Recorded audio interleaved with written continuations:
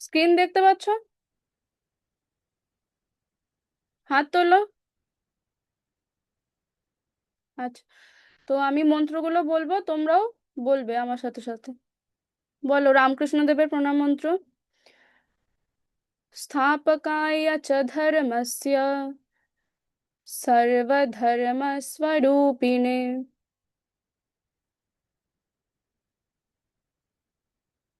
अवतार वरिष्ठाय रामकृष्णाय ते नमः। ধর্মের সংস্থাপক, সর্বধর্ম স্বরূপ, অবতার শ্রেষ্ঠ হে রামকৃষ্ণ, তোমাকে নমস্কার। এরপর সারদা দেবী প্রণাম মন্ত্র বলো। यथाग्निर्दाहिका शक्ति रामकृष्णे स्थिता हिया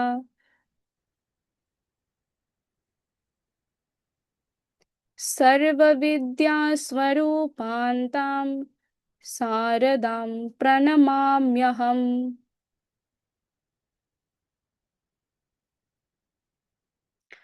অগ্নির দাহিকা শক্তিরূপ শ্রী রামকৃষ্ণে যে শক্তি বিদ্যমান, সেই সকল বিদ্যাস্বরূপ শারদাকে আমি প্রণাম করি। এরপর স্বামীজির প্রণাম মন্ত্র। নমঃ শ্রীয়তিরাজায় বিবেকানন্দ সুরয়ে। তোমরাও বলছো তো, আমি কিন্তু শুনতে পাচ্ছি না। বলবে, হ্যাঁ তোমরাও বলবে। তারপর সেকেন্ড লাইন, সচ্চিৎ সুখ স্বরূপায় স্বামিনে তাপহারিণে। শ্রীমান সন্ন্যাসীরাজ সচ্চিদানন্দ স্বরূপ ত্রিতাপহারী সর্বজ্ঞ স্বামী বিবেকানন্দকে নমস্কার।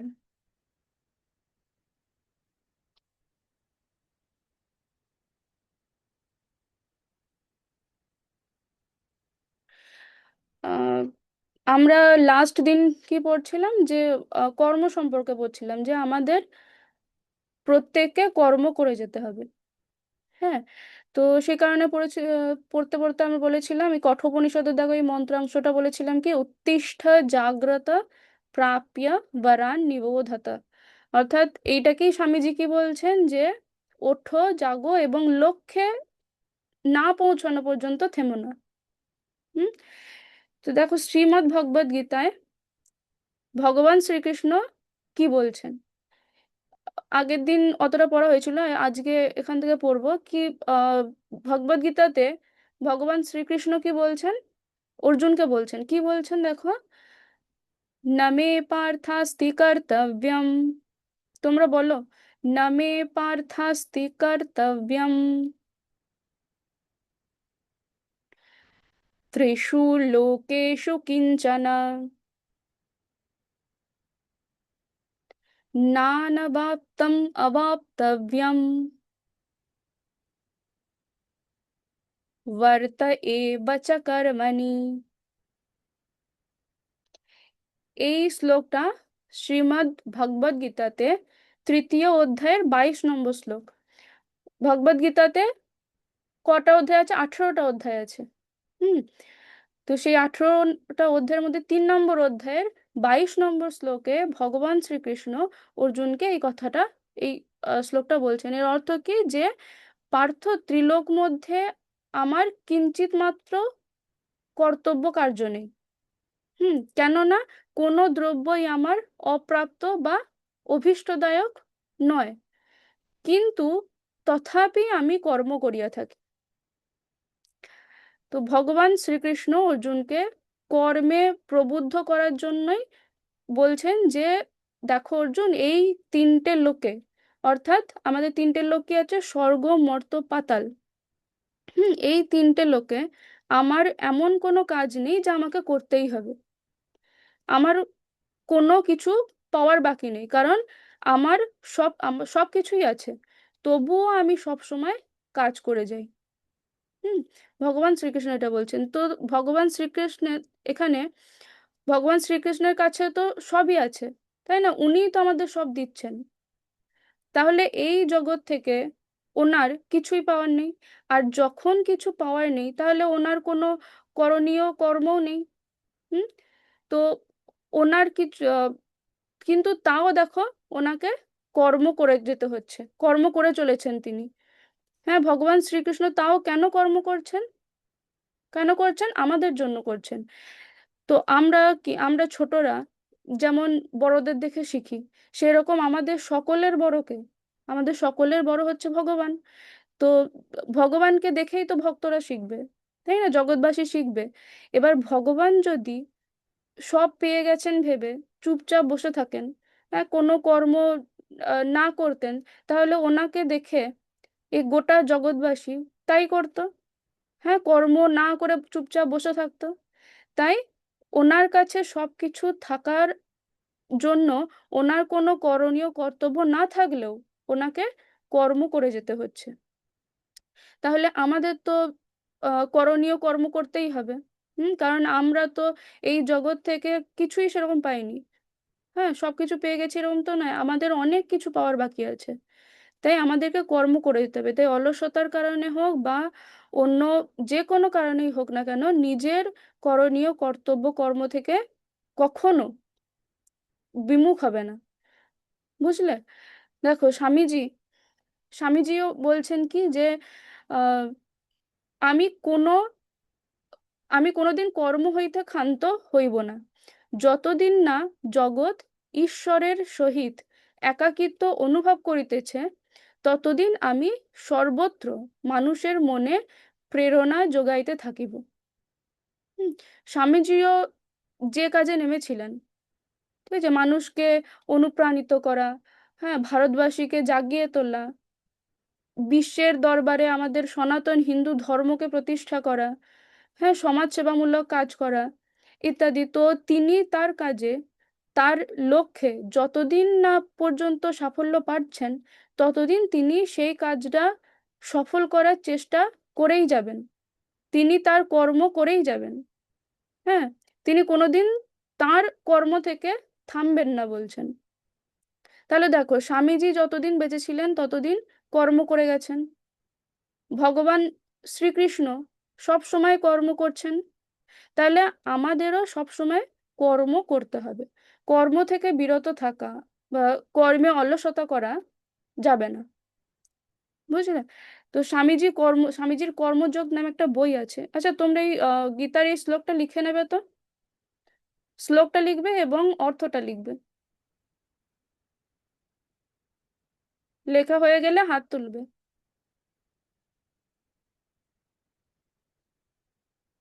বসে থেকো না, খাতা বের করে লিখে নাও। খাতা পেন এনেছো তো? বাঁশবেরিয়া, খাতা পেন এনেছো?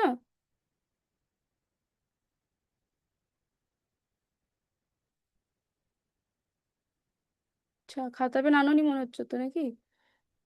ঠিক আছে, নেক্সট দিন তাহলে আবার একবার দেখাবো, তখন লিখে নিও। আজকে তাহলে পড়ি।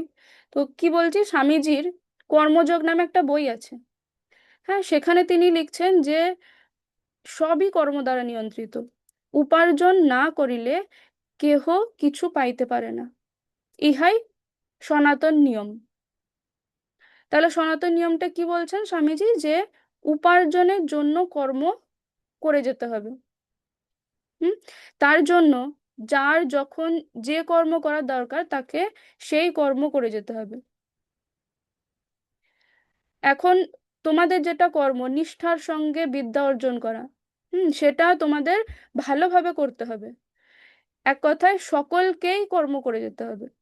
আমাদের সামনে যখন আহ যেরকম কর্ম আসবে তখন সেটাই করতে হবে, এবং কোনো ব্যাপারে দুর্বল হলে চলবে না। ঠিক আছে? স্বামীজি বলছেন যে আমি চাই এমন লোক যাদের পেশিসমূহ লৌহ লৌহের ন্যায় দৃঢ় এবং স্নায়ু ইস্পাত নির্মিত, আর তার মধ্যে থাকবে এমন একটা মন যা বজ্রের উপাদানে গঠিত। বীর্য মনুষ্যত্ব, ক্ষাত্র বীর্য, ব্রহ্মতেজ। মানুষ চাই আর সব হইয়া যাইবে। বীর্যবান, সম্পূর্ণ অকপট, তেজস্বী, বিশ্বাসী যুবক আবশ্যক। এইরূপ 100 যুবক হইলে সমগ্র জগতের ভাব স্রোত ফিরাইয়া দেওয়া যায়। দেখো, এই বক্তব্যে স্বামীজি আহ শক্তিশালী, সৎ এবং আদর্শ মানুষ গড়ে তোলার একটা মহান আহ্বান জানিয়েছেন। এখানে বলা হয়েছে যে মানুষের শরীর লোহের মতো দৃঢ় এবং স্নায়ু ইস্পাতের মতো শক্ত হওয়া উচিত। হুম এর অর্থ হলো মানুষকে শারীরিকভাবে সুস্থ, সবল এবং কর্মক্ষম হতে হবে। কারণ দুর্বল শরীর নিয়ে বড় বড় কাজ করা কিন্তু কঠিন হয়ে পড়ে। তাই ছোটবেলা থেকেই নিয়মিত খেলাধুলা, ব্যায়াম, তারপর স্বাস্থ্যকর জীবনযাপনের মাধ্যমে শরীরকে সুস্থ রাখতে হবে, শরীরকে সবল রাখতে হবে। হ্যাঁ, কিন্তু শুধু দেখো, শরীর শক্ত সবল রাখলেই হবে না, শরীরের সাথে সাথে মানুষের মনও বজ্রের মতো দৃঢ় হওয়া চাই। হ্যাঁ, জীবনে চলার পথে দেখবে নানা বাধা আসবে, বিপদ হবে। হ্যাঁ, নানান কঠিন পরিস্থিতি আসতেই পারে। তো তখন ভয় পেয়ে পিছিয়ে না গিয়ে সাহসের সঙ্গে সমস্যার মোকাবিলা করতে হবে। ঠিক আছে? আর তার জন্য শক্ত মন খুব প্রয়োজন। হ্যাঁ, দৃঢ় মনোবল এবং আত্মবিশ্বাস থাকলে মানুষ যে কোনো কঠিন কাজই সফলভাবে সম্পন্ন করতে পারবে। হ্যাঁ, এর পাশাপাশি মানুষের মধ্যে আর কি চাই? মানুষের মধ্যে সাহস, মনুষ্যত্ব, হ্যাঁ, ন্যায়ের পক্ষে দাঁড়ানোর শক্তি এবং জ্ঞান এবং চরিত্রের উজ্জ্বলতা থাকা অত্যন্ত প্রয়োজন। সৎ চরিত্র থাকা খুব প্রয়োজন। একজন প্রকৃত মানুষ শুধু নিজের ভালো চিন্তা করে না, সে অন্যের কল্যাণের কথা, অন্যের ভালো কথা, হ্যাঁ, ভালো করার কথা, সত্য এবং ন্যায়ের পথে থাকার চেষ্টা করে। তো সৎ চরিত্র, সত্যবাদিতা, মানবিকতা, কর্তব্যবোধ, এই গুণগুলো একজন মানুষকে মহান ব্যক্তি করে তোলে। বুঝলে? এখন দেখো, স্বামীজি আরো বলছেন, বলছেন যে যে সমাজের যে সমাজের উন্নতির জন্য মানুষকে আহ, প্রকৃত মানুষের প্রয়োজন, সমাজের উন্নতির জন্য প্রকৃত মানুষের প্রয়োজন। যদি সমাজে আদর্শ এবং চরিত্র মানুষ তৈরি হয়, তাহলে সমাজের অনেক সমস্যাই সহজে সমাধান হয়ে যেতে পারবে। হ্যাঁ, কারণ ভালো মানুষই কি অন্যদের ভালোর পথে পরিচালিত করতে পারে, সমাজে ন্যায় প্রতিষ্ঠা করতে পারে, শান্তি ফিরিয়ে আনতে পারে। সমাজকে, সমাজে একটা আহ, উন্নতির পরিবেশ সৃষ্টি করতে পারে। তাই সাহসী, অকপট, তেজস্বী এবং নিজের উপর দৃঢ় বিশ্বাসী যুবক খুবই প্রয়োজন। হ্যাঁ, এমন যুবকরা ভয় পায় না, এমন যুবকরা মিথ্যা কথা বলে না, সে সব সময় সত্যের পথে থাকে, ন্যায়ের পথে চলার চেষ্টা করে। হ্যাঁ, তারা নিজেদের শক্তি, নিজেদের জ্ঞান এবং আদর্শ দিয়ে সমাজের উন্নতির জন্য কাজ করে। বুঝলে, স্বামীজি বলছেন যে যদি মাত্র 100 এমন আদর্শ যুবক তৈরি হয়, তবে তারাই আমাদের এই সমগ্র পৃথিবীর চিন্তাধারার পরিবর্তন করতে পারবে। হ্যাঁ, অর্থাৎ অল্প সংখ্যক সত্যিকারের সৎ, সাহসী, আদর্শ মানুষও সমাজে বড় পরিবর্তন আনতে সক্ষম। তারা অন্যদের অনুপ্রাণিত করে, নতুন চিন্তার পথ দেখায় এবং পৃথিবীকে আরো সুন্দর, আরো উন্নত করে তুলতে সাহায্য করে। তাই আমাদের প্রত্যেকেরই চেষ্টা করা উচিত কি শক্তিশালী, সৎ এবং আদর্শ মানুষ হয়ে ওঠার। নিজের জন্য এবং কি সমাজের সকলের জন্য উদ্যমের সাথে কাজ করা প্রয়োজন। ঠিক আছে? আমাদের প্রত্যেককে আহ, যার যেটা কাজ সেই কাজে উদ্যমী হতে হবে। তোমাদের যেটা কাজ তোমাদেরকে সেই কাজে উদ্যমী হতে হবে। কোনো কাজই ছোট নয়। স্বামীজি বলছেন যে অতি সামান্য কর্মকেও ঘৃণা করা উচিত নয়। সুতরাং যে যে কোনো কাজ আমাদের সামনে আসুক, তা আমাদের উদ্যমের সহিত, উৎসাহের সহিত করতে হবে।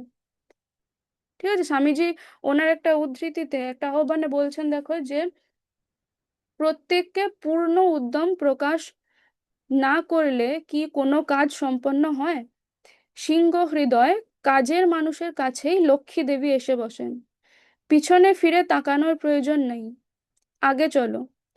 আমাদের চাই অনন্ত শক্তি, অফুরন্ত সাহস, সীমাহীন সাহস, অফুরন্ত উৎসাহ, সীমাহীন সাহস, অসীম ধৈর্য।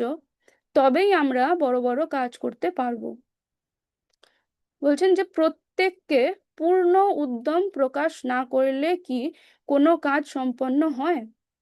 অর্থাৎ যে কোনো কাজ ভালোভাবে করতে হলে সবাইকে মন দিয়ে চেষ্টা করতে হয়। যদি তার মধ্যে কেউ আহ, তাদের মধ্যে কেউ কাজ করার সময় আলসেমি করে বা ঠিকঠাক মনোযোগ দিয়ে কাজ না করে, তাহলে সেই কাজটা দেখবে ঠিকভাবে শেষ হয় না। হ্যাঁ, ধরো আম, তোমাদের স্কুলে একটা প্রোগ্রাম হবে।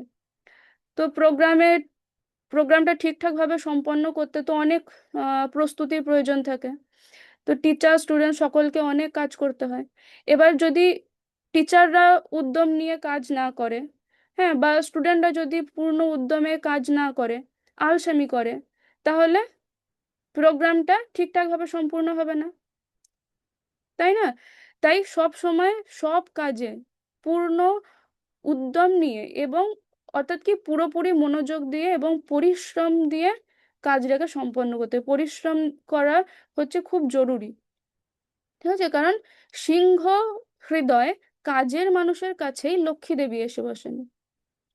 এখানে সিংহ হৃদয় বলতে বোঝাচ্ছে যে সাহসী এবং পরিশ্রমী মানুষকে, যে যে মানুষ ভয় না পেয়ে সাহসের সঙ্গে কাজ করে, হ্যাঁ, কঠোর পরিশ্রম করে, তার কাছেই কিন্তু সাফল্য এবং সুখ আসে।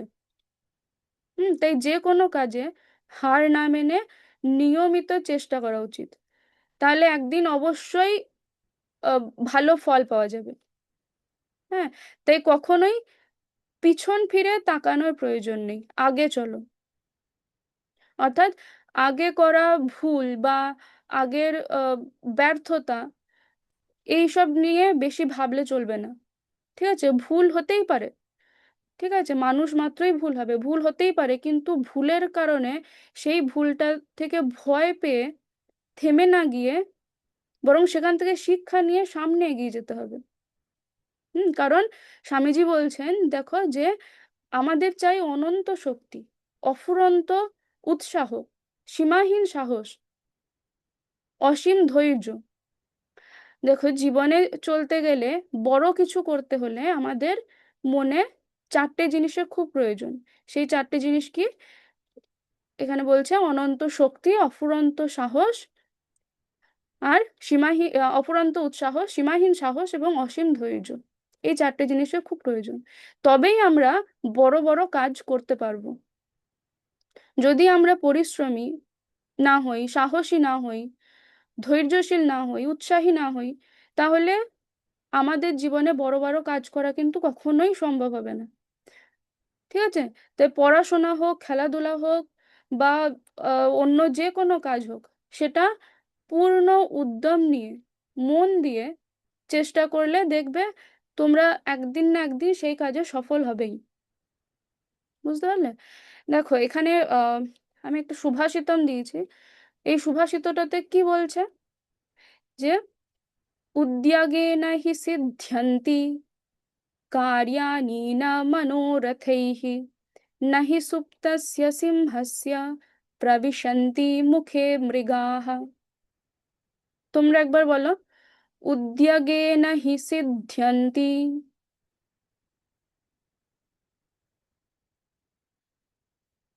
कार्याणि न मनोरथैः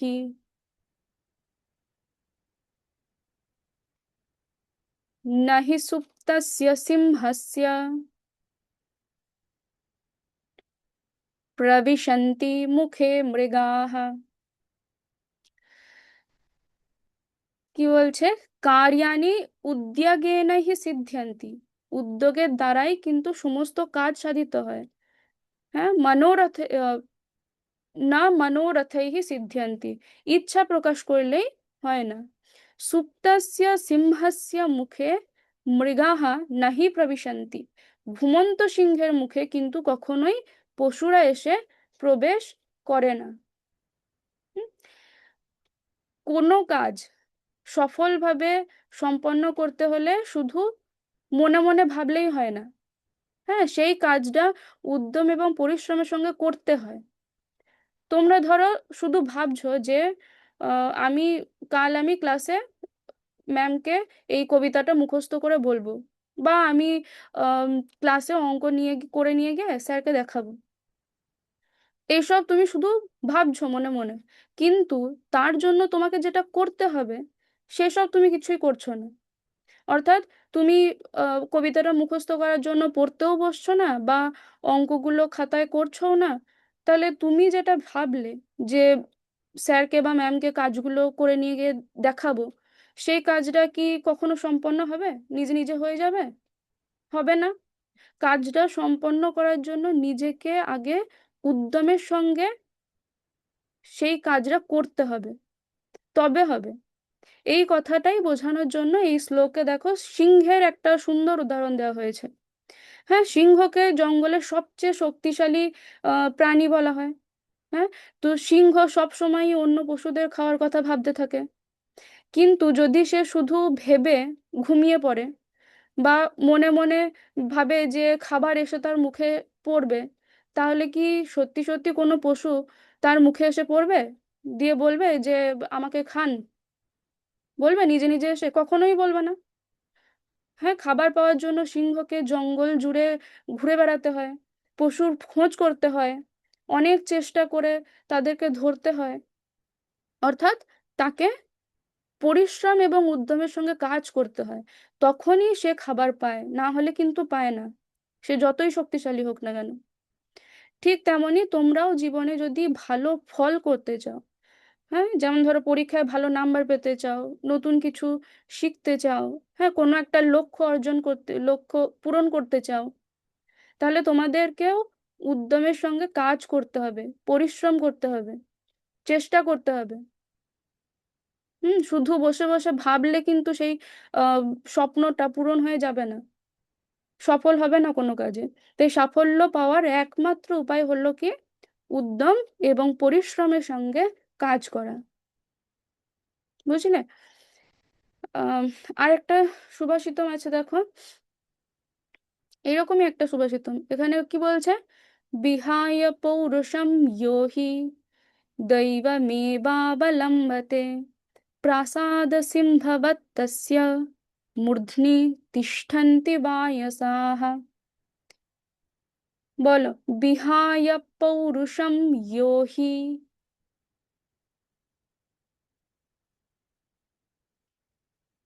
দৈবমেবাবলম্বতে প্রাসাদ সিংহবৎ তস্য মূর্ধ্নি তিষ্ঠন্তি বায়সাः। বায়স মানে হচ্ছে কাক। এখানে কি বলছে?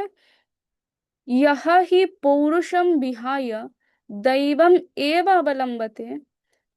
বীরত্ব পরিত্যাগ করে যে কেবলমাত্র দেবতার অনুগ্রহের অপেক্ষা করে, অপেক্ষায় থাকে, প্রাসাদ সিংহবৎ তস্য মূর্ধ্নি বায়সাহ তিষ্ঠন্তি। প্রাসাদে অবস্থিত সিংহের মতো তার মাথায় কাক এসে বসে।